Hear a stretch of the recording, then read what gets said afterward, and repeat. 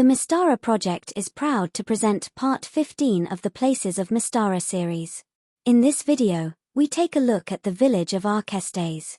Acestes was introduced in Joshua's Almanac on page 222 in 1995. The only information we are given is that it is located in the Duchy of Kerendan, and as of the 15th of Claremont AC 1013, a young stallion, triumphant, owned by Priam Ephesius of Acestes, won the Kerendan derby. We shall now attempt to flesh out details of the village. Acestes is located in the central Kerendan plains, on the road to Byrtsin. The first known sentient inhabitants of this region were the Taurali Netha tribe, around 2000 BC. In BC 600, the Kerendan Thyacian tribe fled from the jungle coast of Devania across the Sea of Dread to the east bank of the mouth of a river they called Kerenda. They began conquering and assimilating the Taurali. By BC 500, the Taurali ceased to exist on the outer world as a distinct tribe. In BC 500, the nearby Nithian Empire collapsed suddenly. Any knowledge of the Nithians was wiped from the world's memory by the Immortals. The village of Acestes could have been founded by the Kerendans as early as BC 600 or as late as AC 1008. We have assumed it was founded in BC 269. After a 2-year war, the Thyacian lands, including Acestes, were conquered by Alphatia in BC 190.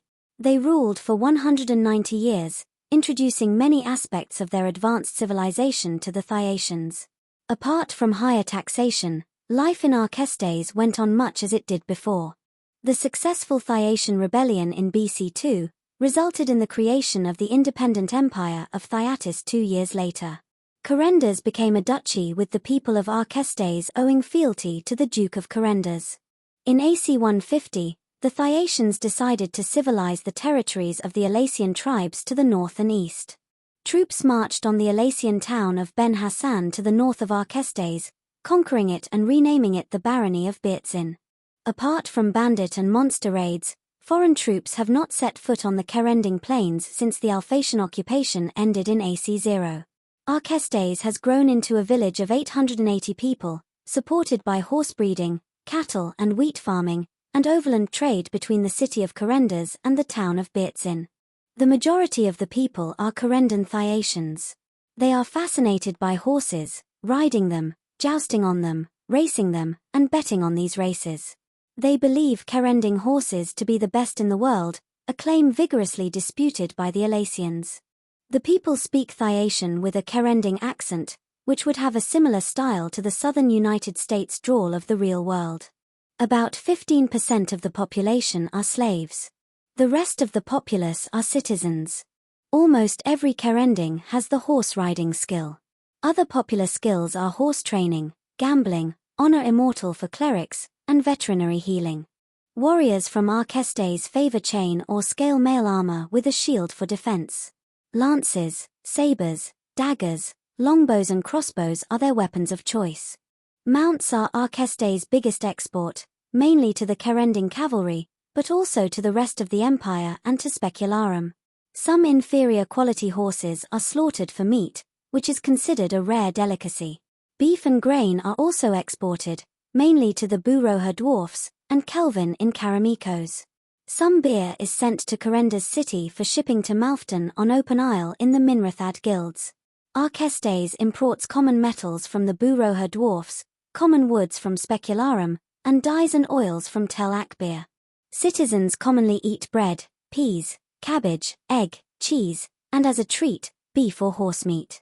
Beer, water and milk are commonly drunk, with wine consumed on special occasions. The village master or mistress is appointed and removed by the Duke of Kerendan, or one of his delegates. The village master or mistress can make local village regulations as long as they do not contradict ducal or imperial law.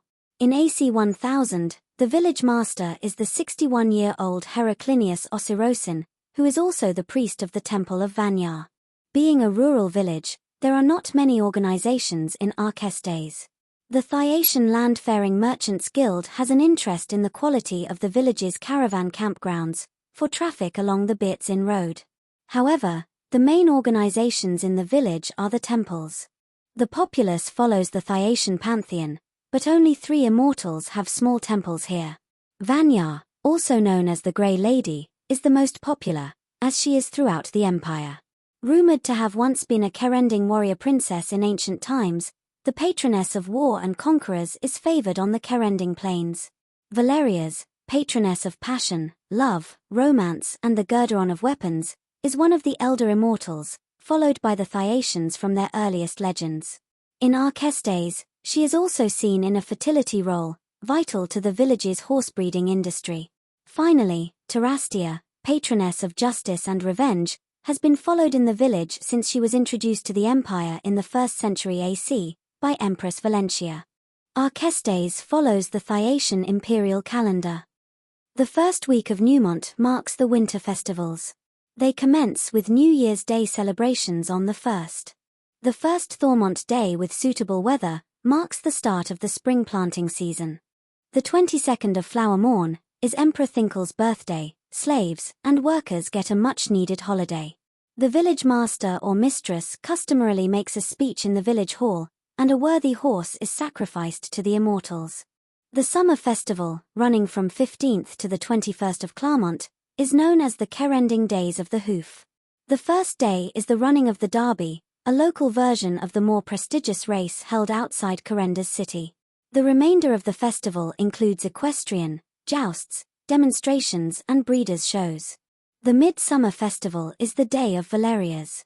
This is a day celebrating high romance and passion, dedicated to the immortal Valerias. This is the empire's busiest day for marriages, betrothal announcements, heartbreaks, duels of passion, and daring trysts. The romance and passion continues into the night, which is always a full moon. The 8th of Swiftmont is Vanya's Day. This is a day of gift-giving and celebration of the year's prosperity, or hope for next year's prosperity, if this one has been poor. This is a day of good cheer and heavy feasting. It is also the day upon which the only duels that can be fought are to the death. We will now hear from 4 characters about Acestes: Ferd Blissrodar, a Buroha dwarven merchant, Senator Angelarian Canola Carius of Thyatis City, a local farmhand, Leonian Paphlatrios, and a local horse breeder, Priam Ephesius. Well, Acestes it's a different world, te got no meaning, so te need OS, but we got no crops, so we need them to I guess. I don't trust horses, but these folks sure know how to keep them in line. If you want to get rich, well you would say, sell them metals, but that's our market. So I would say, buy some timber and sell that to them. You want a hot tip? Give it a beer a miss, you can't beat Markrasts michty ale. Just between you and me, from what I've heard, Acestes is a blink and you will miss it kind of place that is stuck in a time warp. Full of country bumpkins, but they know how to breed horses, some say they love horses a bit too much. And they can't walk straight from too much saddle time. What esse more, they talk really slowly, mustn't be too bright. How to get rich there you ask? Short of stealing a thoroughbred, I would not have a clue. Now I believe you have a little donation for me. Yes, we're pretty down to earth here in Acestes. Even the rich ranch owners don't flaunt their wealth. There is none of that haughty nobility here. Hot tips. Edipo Tolmguadinerion Kepharos, race 3 on Los Dane. Either that or check out the haunted ranch to the west. How do you become rich famous? Become a jockey and ride a winner in the Kerendan Derby. People around here like a slow pace, except on race day, when the excitement takes over. Hot tips? Sometimes Griff and a Blue Dragon swoop down from the hills and attack our horses. Maybe you could seek out their lairs? If you want to become rich and famous, I would suggest learning about horse breeding and produce a Derby winner. But I doubt even think about stealing a horse. It's a capital offense in this datsy. Milestone ages for human residents of Acestes are as follows. Children learn to ride ponies and begin their apprenticeships at age 7. At age 14, apprentices become journeymen, and many youths run away from home for adventure or to escape their parents' control or plans. 17 is considered the ideal age for young women to be married with their parents' consent. 18 is the age citizenship is recognized, but children are still bound to their family's wishes. Citizenship also enables entry into the military.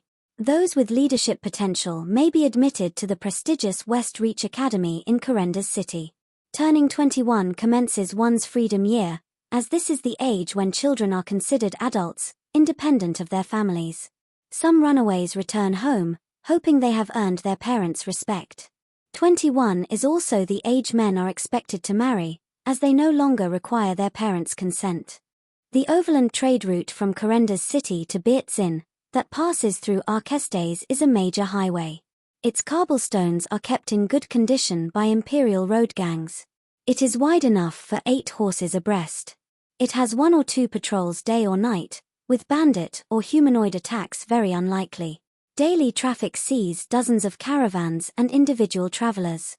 Camping grounds and better facilities can be found each day, and crossroads come with signposts. Acestes' attitude to adventurers is fairly much the same as other places, except the higher the character's riding skill, the more favorable the reaction, as a general rule. Obvious thieves are unwelcome. Rakes are considered urban dandies, unless they have impressive riding skills. The village consists of a main square where public announcements are made, festivals are held, and weekly markets staged. The small village hall is northwest of the square where the village master governs from, legal proceedings are conducted and prisoners are held in a dungeon jail. Opposite the hall is the Pipped at the Post Tavern, which the locals just call the Post. The 3 small temples are also on the main square. A caravan camp, protected by a wooden palisade, lies on the northern outskirts. The windmill is to the west of the caravan camp, and a wooden watchtower to the east. 2 zero-level militia keep watch from the tower at all times. On the western side of the village are the slaughterhouse and bakery. The southwest contains the granary, smithy, stables, and horse paddocks.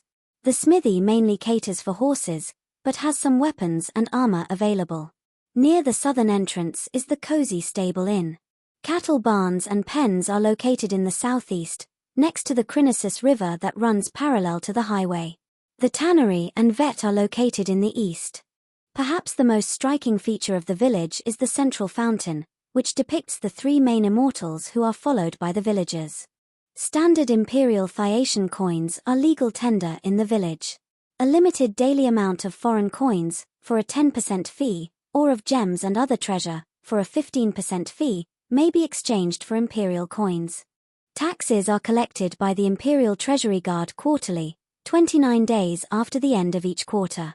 Income tax is 25%, with income including expensive items acquired, like magic items. Tax agents assess income with varying degrees of honesty and accuracy. Additionally, there is a sales tax of 5% on all items excluding food and clothing. Criminal suspects are arrested if there is believed to be sufficient evidence against them. They are usually tried within a week of their arrest. However, if they are able to afford a good advocate, the judge may agree to postpone the trial for perhaps a fortnight. If a good reason can be put forward, the trial may be extended for a longer period. Should the accused be found guilty, the severity of the crime and the intent of the criminal are determined to select an appropriate sentence.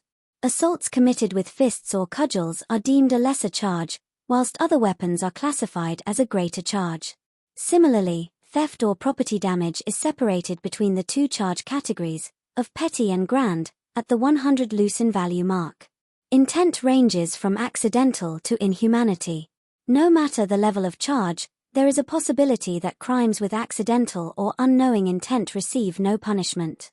Lesser charges could go unpunished, incur a fine, involve a public whipping or incarceration, with or without hard labor. Only lesser charges with inhuman intent can result in spending a year on the Empire's most notorious prison, Borados Island. Greater charges can result in the same punishment methods as lesser charges, except they are more severe. There are no whippings, nobles may have their titles stripped, the death penalty is an option for self-interested or unsociable intent or worse, anyone can be made to a slave, and properties can be impounded. For a greater charge of inhuman intent, the offender's properties are impounded, they are stripped to slave status and then executed. Unscrupulous emperors have used greater charges with some of the more repulsive intents to not only be rid of enemies, but also to gain their assets, including dominions. Temporary madness is sometimes claimed as an intent, if the actual intent was worse. To counter this, court clerics have a knowledge skill in assessing madness or insanity. Whilst a cure-all spell is available to clerics of 12th level or higher to cure insanity, this will not necessarily prevent a recurrence of a clinical condition. So the behavior of the temporarily mad are monitored by the court clerics. Whilst horse theft is a capital crime in Kerendan, discretion may be shown if good, accidental or unknowing intent can be proven. Offenders of crimes that cause financial loss to victims are required to pay compensation. If they cannot, they must choose incarceration or lashes instead. Acestes is largely free of dangerous creatures. Normal rats are probably the most common encountered. Occasionally, the graveyard is haunted by ghouls, and more rarely greater haunts, like ghosts. Acestes is located about 40 degrees north of the equator and 31 degrees west of the Sundsvall meridian. Its temperatures get as low as 40 degrees Fahrenheit on midwinter nights, and as high as 70 degrees Fahrenheit in midsummer. The predominant wind is from the west. It rains roughly every 3 days in spring, which coupled with runoff from the Altan Tepes, keeps the plains fertile. Acestes village could be used as an adventuring base. Basic level characters could find training here, but at higher levels they would need to seek a larger settlement, like Kerendan city. Non-human characters may only have 1 or 2 families to fall back on for their training. Non-food and clothing items will cost 5% more here due to imperial salt tax.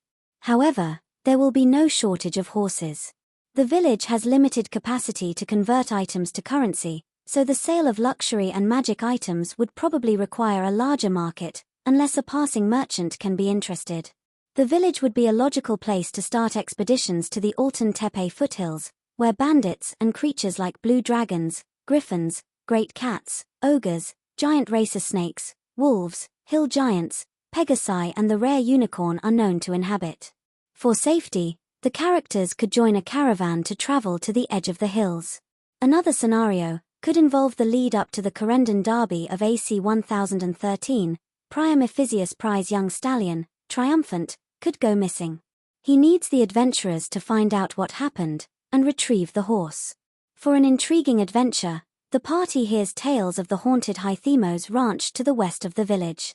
They say that around the year AC 978, a novice adventuring party of 4 teens who had probably run away from home had journeyed to the ranch after hearing it was haunted and shunned. Only one of them returned, Xeninius, loaded with loot, but warning of an evil spirit in the shape of a fiend. If the party investigates, they will indeed find the ranch haunted by a lesser animal spirit from the spirit world in the form of a bison. The bison's spirit lay dormant in a boulder on the plain, until the boulder was disturbed by Hythemos and his ranchers. The animal spirit took its vengeance on the descendants of those it held responsible for the extinction of bison on the Kerendan plains, and has haunted the ranch ever since. The spirit did kill 2 of the teen adventurers and gravely wounded a third, Theodorius, who turned and fled. However, Xeninius was busy looting while the battle was occurring, and on seeing his older brother fleeing and near death, opportunistic greed overtook him. He slew his brother and fled with all the loot. What no one realizes is that Xeninius was Maldinius Kerendan, the current duke who ascended to the throne after all of his older brothers perished whilst adventuring with him. The PCs may learn a small piece of this plot, which could continue as they adventure in the same locales as a young Maldinius, or Xeninius as he was known as a teenage runaway. Finally, with Kerendan being the equine center of Acestes, a cheval may decide the Kerendan Plains horses need its protection. While people in Acestes tend to treat horses very well, there are always exceptions, and a cheval may have a different definition of good treatment. The PCs may get caught in the middle of an uncompromising cheval and an angry populace. This concludes our look at the horsebreeding village of Acestes of the central Kerendan Plains.